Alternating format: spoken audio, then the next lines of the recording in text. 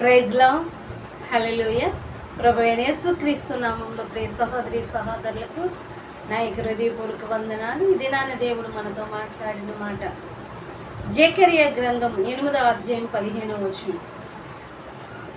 మేలు చేయును ఉద్దేశించుచున్నాను గనుక భయపడకుడి. దేవుని స్తోత్రం. హల్లెలూయా. ప్రియ సహోదరి సహోదరులారా, ప్రభువైన యేసుక్రీస్తు వారు మనతో మాట్లాడిన మాట ఏమిటి అంటే, మేలు చేయి ఉద్దేశించుచున్నాను, మరి భయపడుకుడి అనేసి మరి తెలియజేయడం, మరి బైబిల్ గ్రంథం తెలియజేయుచున్నదండి.